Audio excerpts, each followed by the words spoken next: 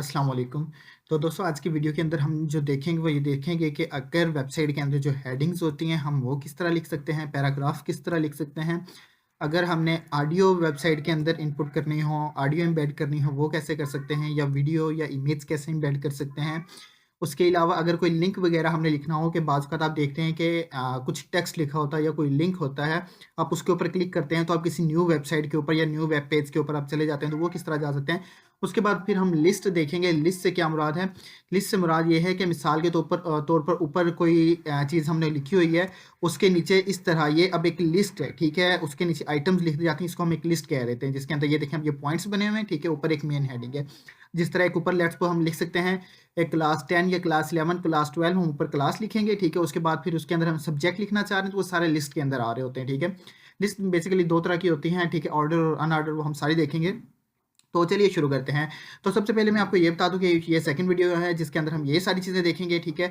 उसके अलावा first video के अंदर हमने उसका बेसिक स्ट्रक्चर देखा था। बेसिक जो स्ट्रक्चर होता है HTML का वो ये है, ठीक है। इसके अंदर हर एक डिटेल हमने डिस्कस की है कि ये वाला वर्ड क्यों हम लिखते हैं, ये क्यों लिखते हैं, इच एंड एवरीथिंग हमने डिस्कस किया है बहुत डीपली, ठीक है। उसके बाद क्या हम इसके अलावा कुछ और चेंजिंग करके लिख सकते हैं, अगर नहीं लिखेंगे तो क्या होगा, लिखेंगे तो क्या होगा, ये सारी चीज़ें डिस्कस की है। चले बगैर टाइम वेस्ट किए वीडियो की तरफ हम जाते हैं। चले सबसे पहले हम आप ये देखें, एक हेड टैग था, एक बॉडी का टैग था, ठीक है। इसको थोड़ा सा जूम आउट कर दूं, ठीक है। अच्छा, अब बॉडी का टैग है। बॉडी के टैग के अंदर आप सबसे पहले देखें हमने क्या देखना था, हेडिंग्स देखनी थी। अब ये जितनी भी चीज़ें हमने लिखनी है ना, heading, paragraph, audio, video, image, link, list, ये सारे के सारे हमें बॉडी के अंदर लिखना है। बॉडी से क्या मुराद है ये देखें, ये हमारा बेसिक स्ट्रक्चर था HTML का, ठीक है। HTML का जो टैग है ना ये वाला, ठीक है। इसके अंदर हमने क्या करना है, दो बेसिक टैग होते हैं। एक HTML होता है जो कि ये स्टार्टिंग और ये एंडिंग इसका है, ठीक है, टैग। और दूसरा जो एलिमेंट होता है वो ये स्टार्टिंग है और ये एंडिंग है, ठीक है। तो हमने मेटा डाटा सारा HTML के हेड टैग के अंदर आता है। इस एलिमेंट, ये एक एलिमेंट है टोटल, ठीक है, जिसके अंदर ये बाकी सारे एलिमेंट्स वगैरह आ रहे हैं। और ये दूसरा है ना, हमने जितनी भी आज की चीज़ें जो कवर करनी है वो बॉडी के टैग के अंदर कवर करनी है, ठीक है। ये सारी की सारी चीज़ें बॉडी के टैग के अंदर हम लिखेंगे। तो चलिए अब हम वीडियो की तरफ चलते हैं। तो ये बॉडी का टैग स्टार्ट हो गया, ठीक है। बॉडी का टैग स्टार्ट होने के बाद हमारा सबसे पहला टॉपिक था H1। Heading are use to define the titles और subtitles of a web page. They are arranged in a hierarchical manner from H1 largest most important to H6 smallest least important। अच्छा, अब यहाँ पर देखिए मेरे पास heading जो है वो H1 से लेके H6 तक होती है, तो क्या H6 के बाद हो सकती है? जी बिल्कुल नहीं हो सकती। हम हेडिंग जो है वो H1 से स्टार्ट करेंगे और लास्ट जो हेडिंग है वो H6 तक जाएगी। H6 के बाद कोई हेडिंग नहीं हो सकती। हम कहें H7 लीडर नहीं लिख सकते, ये रूल्स पहले ही डिफाइन कर दिए गए हैं कि ये हो सकता है, ये नहीं हो सकता। तो हमने उन रूल्स को याद रखना, उसी के मुताबिक हमने सारी की सारी वेबसाइट बनानी है। अच्छा, H1 जो हेडिंग होगी वो सबसे बड़ी हेडिंग होगी और सबसे इंपॉर्टेंट हेडिंग होगी। चलो मैं इसको एक दफ़ा ओपन कर लेता हूँ आपके सामने। ये मैंने ओपन कर लिया है, ठीक है। तो ये देखें, ये हेडिंग जो है ये H1 हेडिंग है। This is H1 heading, H2 heading, H3, H4, H5, H6, यहाँ तक H6 तक हेडिंग है, ठीक है। अच्छा, आप देख सकते हैं कि H1 से लेके H6 तक हेडिंग का साइज छोटा होता जा रहा है लगातार, ठीक है। अच्छा, अब हमने इसको करना क्या होता है, ये हमारे पास हेडिंग का ओपनिंग टैग है जिसके अंदर हम H1 से लेके H6 तक लिख सकते हैं, और ये हेडिंग का क्लोजिंग टैग है, उसके अंदर हम जो कुछ भी लिखेंगे वो एक हेडिंग हमारी होगी, ठीक है। अच्छा, उसके बाद हमारे पास हेडिंग बिल्कुल सिंपल है, ठीक है। उसके बाद हमारे पास जो दूसरा आ जाता है वो आ जाता है हमारे पास पैराग्राफ, ठीक है। पैराग्राफ जो है उसको हम P से डिनोट करेंगे, और ये हमारा जो है पैराग्राफ का ओपनिंग टैग है, एंगल ब्रैकेट ओपन है, P लिखा, पैराग्राफ के लिए एंगल ब्रैकेट क्लोज की, उसके बाद जो कुछ लिखना है वो लिखा, उसके बाद हमने एंगल ब्रैकेट ओपन की, फॉरवर्ड स्लैश P टैग लिखा, P लिखा पैराग्राफ के लिए, और एंगल ब्रैकेट बंद कर दी, ये क्लोजिंग टैग है, ठीक है। अच्छा, अब ये paragraph, this is a paragraph, हम देखें हमारी वेबसाइट के ऊपर अवेलेबल होगा। जी बिल्कुल, मैं इसको क्रॉस कर दूँ। अच्छा, दिस इज अ पैराग्राफ, ये देखें ये पैराग्राफ लिखा हुआ है, ठीक है। ये जो पैराग्राफ लिखा है ये वो वाला पैडिंग का है। अच्छा, ये भी तो कहा जा सकता है कि ये हमारे पास जो है दिस इज अ पैराग्राफ, हमने ये क्यों लिखना, हम इसको हेडिंग की मदद से लिख सकते हैं। हम इसका फिर साइज जो है वो अपनी मर्जी से इसके मुताबिक हम इसको स्मॉल या लार्ज या बोल्ड या अनबोल्ड, समथिंग लाइक दैट, जो भी हम करना चाहें वो कर सकते हैं, ठीक है। हेडिंग को ही हम अपनी मर्जी से चेंज कर सकते हैं। तो फिर हम पैराग्राफ क्यों ज़्यादा लिखते हैं, बेसिकली ये यूज़ होता है एसईओ के अंदर। पैराग्राफ को पैराग्राफ के टैग से यूज़ करें, हेडिंग को हेडिंग के टैग से यूज़ करें। ये देखने में तो आपको, अगर आप चाहें तो हेडिंग को पैराग्राफ बना दें, पैराग्राफ को हेडिंग बना दें, देखने में यहाँ पर वेबसाइट के ऊपर बिल्कुल सेम होगा। लेकिन जो बेसिक प्रॉब्लम आती है वो एसईओ के साथ आती है कि एसईओ के लिए हमें पैराग्राफ को पैराग्राफ में लिखना पड़ता है और हेडिंग को हेडिंग के अंदर हमें लिखना पड़ता है। अच्छा, मैं बिल्कुल एक सिंपल सी ये हमने वर्डप्रेस की जो वेबसाइट है वो ओपन की हुई है। यहाँ पर देखें, ये हमारे पास हेडिंग के ऊपर, ठीक है। बेसिकली क्या चीज़ होती है, बेसिक सी चीज़ें होती हैं। अब ये सबसे ऊपर मेन्यू बार है, ये हम अगली आने वाली वीडियोस के अंदर देखेंगे, ठीक है। उसके अलावा बटन है, ये भी अगली वीडियोस के अंदर देखेंगे, ठीक है। उसके अलावा अब ये एक लोगो लगा हुआ है, ठीक है, इमेज, और इसको भी हम देखेंगे आने वाली, वैसे इमेज के तौर पर भी लगा सकते हैं, लेकिन एसईओ के लिए बेटर है, ठीक है। आपने एसईओ का भी ध्यान रखना है हर चीज़ को आपने। और ये सर्च है। अच्छा, आप देखें जो बेसिक स्ट्रक्चर है जो आज के अंदर हमने कवर करना है आज के दिन में, उसमें हम क्या क्या सीखेंगे। ये देखें, अभी एक हेडिंग लिखी हुई है, ठीक है। तो उसके अलावा ये पैराग्राफ लिखा हुआ है, ठीक है। उसके बाद फिर अगर हम यहाँ पर देखें, फिर ये एक हेडिंग लिखी हुई है, ये पैराग्राफ लिखा हुआ है। अब आप ये देखें, ये मेन हेडिंग है। ये एक चीज़ याद रखिएगा, ये ऊपर वाली मेन हेडिंग है। आप H1 एक वेबसाइट के अंदर एक बार ही यूज़ करें, ये नहीं कि एक बार से ज़्यादा यूज़ नहीं कर सकते, बिल्कुल आप यूज़ कर सकते हैं। लेकिन एसईओ के लिए बेहतर यही है कि अगर आप अपनी चाहते हैं कि वेबसाइट जो है सर्च इंजन ऑप्टिमाइजेशन में सर्च हो, तो अब H1 सिर्फ एक दफ़ा लिखें और वो चीज़ लिखें जो कि आपका टाइटल हो वेबसाइट का, जो कि आपका नाम हो वेबसाइट का, क्योंकि H1 को ही सर्च करता है ज़्यादातर सर्च इंजन ऑप्टिमाइजेशन, और उसी के बेस पर आपको रिजल्ट शो कर रहा होता है, ठीक है। अब ये देखें, इसके लिए हम H1 यूज़ करेंगे, इसके लिए हम H2 या H3 यूज़ कर सकते हैं, ठीक है। बेसिकली H3 बेटर रहेगा, अलबत्ता H2 भी ठीक है, इसमें प्रॉब्लम नहीं है, ठीक है। तो उसके बाद यहाँ पर ये हमारे पास पैराग्राफ आ गया, उसके बाद फिर हमारे पास बटन आ गए। ये बिल्कुल बेसिक सी चीज़ें होती हैं जो कि आपकी हर वेबसाइट के अंदर यूज़ हो रही होती है। ये भी हमारे पास देखें, एक वो आगे हेडिंग आ गई, उसके बाद ये पैराग्राफ आ गया, ये फिर पैराग्राफ आ गया। ये कुछ हमारे पास यहाँ पर देखें लिंक्स वगैरह लगे हुए हैं, ठीक है। तो लिंक्स भी आज हम लगाना सीखेंगे। ये फिर हमारे पास एक पैराग्राफ आ गया, उसके बाद फिर हमारे पास एक लिंक आ गया। तो ये लिंक हमने पहले का हम लगाना सीखेंगे। ये यहाँ पे ये हेडिंग आ गई, उसके बाद ये पैराग्राफ आ गया। ये इस तरह हेडिंग और पैराग्राफ यहाँ पर बताने का मतलब है कि इस तरह लिखे जाते हैं वेबसाइट्स के अंदर, ठीक है। हमने ये वेबसाइट अपनी ओपन की हुई थी, तो चलें। अच्छा, इसके बाद हम क्या देख रहे थे, हमारी हेडिंग भी होगी, हमारा पैराग्राफ भी होगी। इसके बाद अगर हम देखें तो हमने अगर ऑडियो अपनी वेबसाइट के अंदर इनपुट करनी हो तो वो कैसे कर सकते हैं। The audio element is used to embed audio files in a web page. You can include control like play, pause and volume. अच्छा, अब ये देखिए हमारे पास एक ऑडियो है, ये टैग है, ठीक है। और इसका स्टार्टिंग टैग यहाँ से लेके यहाँ तक है, लेकिन इसमें कंट्रोल जो है ये स्टार्टिंग टैग में नहीं आता, ये इसका एट्रीब्यूट है। एट्रीब्यूट से मुराद है कि ये इसमें मजीद कुछ खसूसियात पैदा कर देगा, ऐसी खसूसियात पैदा कर देगा जो कि नॉर्मली इसके अंदर नहीं होंगी, लेकिन ये कंट्रोल का बटन इसमें वो खसूसियात पैदा कर देगा, ठीक है। अच्छा, अब ये बेसिकली करता क्या है कंट्रोल, चले हम इसकी तरफ भी देखते हैं। अगर हम कंट्रोल लिखेंगे ना, तो कंट्रोल लिखने की वजह से क्या होता है, ये ऐड कर देता है ऑडियो में कंट्रोल बटन, लाइक ऑडियो को प्ले करना, ऑडियो को पॉज करना मतलब रोकना, या फिर उसका वॉल्यूम का बटन जो है, ये सिर्फ और सिर्फ कंट्रोल जो है एट्रीब्यूट, ये कंट्रोल एट्रीब्यूट या सारे फंक्शन जो परफॉर्म कर रहा होता है।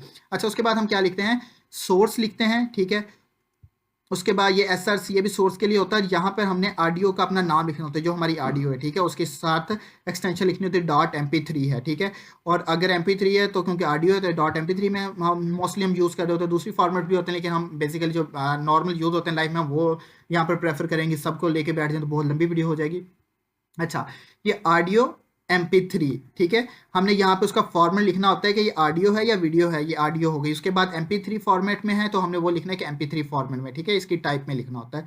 Your browser does not support the audio element. इसका बेसिकली मतलब ये है कि लेट्स सपोज समटाइम्स हमारे ब्राउजर्स के अंदर ना कुछ ऐसे ब्राउजर्स होंगे जहाँ पे काम नहीं करेगी ऑडियो फाइल, ठीक है। तो इन दैट केस कि जब ऑडियो फाइल काम ना करे तब ये जो लाइन है वो शो हो जाएगी, ठीक है, ब्राउज़र के अंदर, और बताएगी उसे your browser does not support the audio element, ठीक है। कोई भी रीज़न हो सकती है, तो तब उस केस के अंदर सॉरी अबाउट दैट उस केस में के अंदर ये शो करेगी। अच्छा, अब यहाँ पर आप देखेंगे मैंने एक और चीज़ लिखी है BR। ये BR का ऑडियो के साथ कोई ताल्लुक नहीं है, इस ऑडियो के साथ BR का कोई ताल्लुक नहीं है।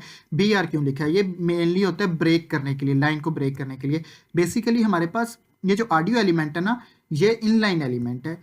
इनलाइन और एक होता है इनलाइन एलिमेंट, एक होता है ब्लॉक लेवल एलिमेंट। मैं यहाँ पे लिख देता हूँ दोनों वर्ड। एक होता है इनलाइन एलिमेंट और दूसरा होता है ब्लॉक लेवल एलिमेंट, ठीक है। अब इनलाइन एलिमेंट क्या होता है और ब्लॉक लेवल क्या होता है? अब यहाँ पर आप देखें, एक सेकंड में आपको दिखाता हूँ। यहाँ देखें, ये हमारी ऑडियो फाइल है, ठीक है, और ये हमारी इमेज है। ऑडियो फाइल ऊपर है, जैसे ही ऑडियो फाइल खत्म हुई है उस ऑडियो फाइल के नीचे हमारी इमेज सॉरी वीडियो स्टार्ट हो रही है, इमेज कह रहा हूँ, वीडियो, ठीक है। अब यहाँ पर अगर आप देखें तो आई एम सॉरी, ये भी लाइन शो होगी, इसको मैं कमेंट आउट कर देता हूँ ताकि शो ना हो। अच्छा, अब यहाँ पर देखिए, अगर मैं बी आर में ख़त्म करता हूँ, ये आपके सामने मैंने बी आर यहाँ से ख़त्म कर दिया, ठीक है। यहाँ पर आता हूँ मैं वापस अपनी फाइल के अंदर, और यहाँ पर आप देखें बी आर ख़त्म करने के बाद वो वीडियो फाइल नीचे थी, वो वीडियो फाइल उठ के ऊपर आ गई है, देखें ये ऑडियो के बिल्कुल सामने आ गई है। अब यहाँ पर हमारे ऑडियो जहाँ खत्म हुई है वहीं पे सामने वीडियो फाइल आ गई, जबकि आप यहाँ देखें ये एक हेडिंग खत्म हुई है, दूसरी हेडिंग उसके नीचे वाली लाइन में आई है, ना कि बिल्कुल ये हेडिंग यहाँ से उठ के इसके सामने नहीं आई, ठीक है। तो ऐसी चीज जो कि एक दूसरे के सामने ना आए बल्कि नेक्स्ट लाइन के अंदर है, उसको हम कहते हैं ब्लॉक लेवल एलिमेंट। ये एलिमेंट को ब्लॉक लेवल एलिमेंट कहते हैं। जबकि ऐसा एलिमेंट कि जो एक जगह खत्म हुआ है उसके सामने ही दूसरा एलिमेंट आ जाए, जैसे फॉर एग्जाम्पल हमारे पास यहाँ पर ये है, ठीक है। यहाँ पर देखें, ये हमारी ऑडियो फाइल है, यहाँ से यहाँ खत्म हुई है, जैसे ही ऑडियो फाइल खत्म हुई उसके सामने हमारी वीडियो आ गई है, ठीक है। मतलब ये नेक्स्ट लाइन के अंदर वीडियो नहीं आई, वीडियो नेक्स्ट लाइन के अंदर तब कब आई थी? जब हमने बी आर का टैग लिखा था, बी आर ने उसको ब्रेक करके नेक्स्ट लाइन में ले गया था, ठीक है। ऐसी चीज जो कि एक दूसरे के सामने आ रही हो, नेक्स्ट लाइन के अंदर ना आ रही हो, उसको हम कहते हैं ये इन लाइन एलिमेंट्स हैं। जबकि ऐसे जो कि एक दूसरे के सामने ना आ रहे हो उसे हम कहते हैं कि हमारे पास ब्लॉक लेवल एलिमेंट। अब ये सारे ब्लॉक है इसलिए एक दूसरे के सामने नहीं आए। अच्छा, अब यहाँ पर हमने बी आर लिखा हुआ तो वो मैंने रिमूव कर दिया। इसके बाद अगर हम देखें हमारे पास नेक्स्ट टॉपिक कौन सा आता है, हेडिंग्स हमने देख ली है कि किस तरह लिखते हैं एक वेबसाइट के अंदर, हमने पैराग्राफ देख लिया कि किस तरह एक वेबसाइट के अंदर लिखे जाते हैं। उसके अलावा हम ऑडियो फाइल्स वेबसाइट के अंदर यूज़ करते हैं, वो भी हमने देख लिया किस तरह हम जो है वो ऑडियो फाइल। उसके बाद हमने वीडियो, ये सारी चीज़ें अगर दोस्तों आप याद रख लेंगे तो आपके सारे मसले हल है। सिंपल इनको याद रख लें, और ये वो वाली चीज़ें मैं इस वीडियो के अंदर कवर कर रहा हूँ जो कि इतनी ज़्यादा इंपॉर्टेंट है, जो कि आपकी हर वेबसाइट के अंदर यूज़ होने वाली चीज़ें हैं, ठीक है। मोस्टली यही चीज़ें यूज़ होती हैं आपकी वेबसाइट के अंदर, ठीक है। अच्छा, उसके बाद एक वीडियो हम कैसे इंबेड कर सकते हैं, चले हम उसका देख लेते हैं। सिंटेक्स क्या है, ये लाइन एक्स्ट्रा थी तो मैं इसको रिमूव कर देता हूँ। अच्छा, अब यहाँ पर देखें, जिस तरह हमारे पास ऑडियो थी same as it is video है, ठीक है। वीडियो के टैग है, वीडियो का टैग कहाँ से ओपन हो रहा है, ये सबसे पहले आई एम सॉरी, ये हमारे पास एंगल ब्रैकेट है, ठीक है। एंगल ब्रैकेट के बाद वीडियो का टैग है, वीडियो का टैग के बाद वीडियो का टैग बंद कर दें तो वीडियो सॉरी ये जो एंगल ब्रैकेट बंद कर दें तो वीडियो का टैग हो जाएगा। ये जो इसके अंदर चीज़ें लिखी हुई हैं ना, ये बेसिकली क्या कर रही हैं, ये इसकी विड्थ बताती है कि इसकी विड्थ कितनी होनी चाहिए हमारी जो वीडियो फाइल है, ठीक है। उसके बाद ये इसको कंट्रोल करती है। फिर वही बात आ जाएगी, ये जो कंट्रोल है, ये एट्रीब्यूट क्या काम करेगा, उसको पास करना, उसको रोकना, या उसकी वीडियो और सॉरी उसकी जो वॉल्यूम कंट्रोल करना, ये सारा कंट्रोल जो है ये काम कर रहा होता है। उसके बाद ये सोर्स फाइल आ जाती है हमारी, ठीक है। सोर्स फाइल के अंदर फिर हमने यहाँ पर वही लिखना होता है, सिंपल आपने सिंटैक्स याद रखना, ये आपने वीडियो का नाम लिखना है। अच्छा, मैं आपको ये वीडियो दिखाया था, मैंने पहले भी ऑडियो आपको दिखाई थी। ये मेरे पास ऑडियो जिसका मैंने नाम रखा हुआ है ऑडियो फाइल, ठीक है। तो यही नाम मैंने किया है, और इसकी एक्सटेंशन जो हमने .mp3 इनपुट की थी तो वो कहाँ से देखनी है, यहाँ देखें, ये लिखी हुई है, ये ब्रैकेट्स के अंदर लिखी हुई है .mp3, ठीक है। सेम एज इट इज़ ये हमारे पास वीडियो फाइल है, ठीक है। वीडियो फाइल के अंदर हम जाएँ तो यहाँ पर हमें इसकी .mp4 एक्सटेंशन मिल जाएगी ब्रैकेट के अंदर, ठीक है। तो यहाँ पे हमने इसका नाम लिखना है, ठीक है। ये सबसे नाम आ जाएगा इसका नाम के बाद इसकी टाइप हम लिख देंगे, वीडियो इसकी टाइप है और .mp4 इसकी एक्सटेंशन है, ठीक है। हमने वो लिख दी। अगर ब्राउज़र सपोर्ट नहीं करेगा तो ये मैसेज शो कर देगा ब्राउज़र को कि वीडियो यहाँ पर है, लेकिन वो शो नहीं कर सकता आपको, ठीक है। उसके बाद फिर हमने ब्रेक का टैग यूज़ कर लिया ब्रेक करने के लिए इसको। अच्छा, अब मैं आपको यहाँ पर वीडियो दिखा देता हूँ कि जैसे हमने वीडियो किया तो ये सिंपल हम इसको यहाँ से स्टॉप कर पा रहे हैं, ठीक है। इसको वीडियो को चला भी पा रहे हैं। उसके अलावा वीडियो यहाँ से हम वीडियो को जो है वो कंट्रोल कर पाएंगे, उसकी वॉइस वगैरह वीडियो की। अच्छा, इसके बाद अगर हम देखें इमेजेस वगैरह अगर हमने एम्बेड करनी हो, इमेजेस वगैरह लगानी है वेबसाइट के अंदर, तो वो हम कैसे लगा सकते हैं। उसका सिंपल सा है, इमेज जो है ये याद रखिएगा, जो इमेज है ना, हमने अभी तक जितने भी टैग्स देखे हैं वो ओपनिंग टैग भी है, क्लोजिंग टैग भी है। कुछ होते हैं ऐसे टैग जिनका क्लोजिंग टैग नहीं होता, ठीक है। तो ये इमेज उनमें से एक है, ठीक है। इसके सबसे पहले एंगल ब्रैकेट ओपन होगी, ठीक है। उसके बाद इमेज टैग है, उसके बाद एंगल ब्रैकेट यहाँ पर क्लोज हो रही है, ये एंगल ब्रैकेट क्लोज हो गई। इसके अंदर जितना भी कुछ लिखा हुआ है ना, यहाँ से लेके यहाँ तक, ये सारे इसके एट्रीब्यूट्स वगैरह में आ जाता है। अब सोर्स में हम क्या करते हैं, बेसिकली सोर्स में हम इमेज का नाम देंगे, हमारे पास जो इमेज है और उसकी जो टाइप है, ठीक है। ये डॉट जेपीजी फाइल थी तो डॉट जेपीजी टाइप लिख दी है। उसके बाद इसका अल्टरनेटिव, ALT से मुराद है अल्टरनेटिव। ये बेसिकली क्या काम करता है, ये बेसिकली ये काम करता है कि अगर image due to any reason image नहीं अपलोड हुई, मिसाल के तौर पर आपके पास नेट की स्पीड स्लो थी तो इमेज आपको नहीं शो होगी, तो इन दैट केस जब इमेज आपको शो नहीं हुई तो ये आपको वहां पर टेक्स्ट शो करवा देगा, आ डिस्क्रिप्शन ऑफ द इमेज, ठीक है। यहाँ पर आप कुछ भी लिख सकते हैं। हाँ, उसके बाद फिर ये इमेज की विथ शो करवाएगा। हम विथ कम ज़्यादा कर सकते हैं जी, बिल्कुल हम कर सकते हैं अपनी मर्जी के साथ, तो ये काम करेगी बिल्कुल। तो चलिए मैं आपको इमेज दिखा देता हूँ। ये मेरे पास इमेज है, ठीक है, इसका नाम भी इमेज है, तो यहाँ मैंने इमेज नाम ही लिखा था, इमेज डॉट जेपीजी, और ये इमेज हमारे पास नीचे शो हो रही है, ठीक है, ये इमेज शो हो रही है। तो चलिए मैं आपको एक चीज़ यहाँ पे दिखाता हूँ। मैं इसको इमेज को कर देता हूँ यहाँ से डिलीट, इमेज मैंने डिलीट कर दी, और यहाँ पर देखें अब इमेज नहीं शो हो रही, उसकी बजाय इमेज की बजाय डिस्क्रिप्शन ऑफ द इमेज ये लिखा आ रहा है, ठीक है। और इससे पहले अगर हम देखें तो इमेज का जो है वो आइकॉन नज़र आ रहा है छोटा सा, ठीक है, लेकिन इमेज नहीं नज़र आ रही। क्यों? क्योंकि इमेज हमारी पास डिलीट हो गई है। तो चले मैं इमेज को अगर मैं वापस लेके आता हूँ तो आप देखें कि इमेज हमारी वैसे की वैसी, ये देखें अब इमेज वापस शो होना शुरू होगी। और जब इमेज शो होगी तब हमारे पास अल्टरनेटिव टेक्स्ट नहीं शो हो रहा। अब ये देखें यहाँ पर ये जो हमने लिखा था ना, ये वाला डिस्क्रिप्शन ऑफ द टेक्स्ट, ये अब नहीं शो होगा। जब इमेज नहीं शो होगी नेट स्लो होने की वजह से या ड्यू टू एनी रीजन, तब ये टेक्स्ट हमारे पास शो हो जाएगा, ठीक है। फिर BR यूज़ किया है ब्रेक करने के लिए, लाइन को नेक्स्ट लाइन स्टार्ट करने के लिए। अच्छा, इसके बाद अगर हमने कोई लिंक वगैरह लगाना हो तो वो हम कैसे लगा सकते हैं। यहाँ पर मैंने लिंक के लिए एक example.com वेबसाइट है, और उसी को यहाँ पर मैंने लिया है एग्जाम्पल के लिए, ठीक है। और लिंक के लिए हम A टैग का यूज़ करते हैं, एंकर टैग का, ठीक है। एंकर टैग के अंदर ये हमारे पास HREF के अंदर हम उसका वो लिखते हैं रेफरेंस के, यहाँ से आपने जो है यहाँ पर जाना है। जब क्लिक किया जाए, क्लिक किसके ऊपर करेंगे, ये जो हमारे पास एंकर टैग यहाँ पर स्टार्ट हुआ है, ठीक है, और ये एंकर टैग हमारे पास क्लोज हुआ है। क्लोज और स्टार्ट के दरमियान जो होगा वो हमने लिखना है कुछ टेक्स्ट, जिस पर अगर हम क्लिक करेंगे इस टेक्स्ट के ऊपर, जो ये हमें टेक्स्ट वेबसाइट के अंदर शो होगा, ठीक है। हम जैसे ही इस टेक्स्ट के ऊपर क्लिक करेंगे तो हम इस लिंक के ऊपर चले जाएंगे, ठीक है। चलिए मैं आपको दिखा देता हूँ। और टारगेट क्या काम करता है, बेसिकली टारगेट उसको सेट करता है कि जो लिंक है वो कहाँ ओपन होना चाहिए। मैंने यहाँ पे अंडरस्कोर ब्लैंक लिखा है, तो ये काम क्या करता है, ये बेसिकली टारगेट कर देता है कि न्यू टैब में ओपन हो। उसका क्या मतलब है, मैं आपको दिखाता हूँ। यहाँ पर देखें ये आ रहा है click here to visit example.com। मैंने आपको भी बताया था यहाँ पर ये वाला लिंक शो होगा, ये वाला टेक्स्ट शो होगा, ठीक है, click here to visit example.com। मैं इसके ऊपर क्लिक करूँगा, यहाँ पर इसके ऊपर क्लिक करूँगा तो ये मुझे इस वेबसाइट के ऊपर ले जाएगा, ठीक है। और ये डॉट ब्लैंक क्या काम करेगा, ये न्यू टैब के अंदर ओपन करवा देगा वेबसाइट को। उससे क्या मुराद है, देखें मैं यहाँ पर क्लिक करूंगा, अब ये ऊपर देखें, अब ये मैं यहाँ पर इस टैब के अंदर हूँ।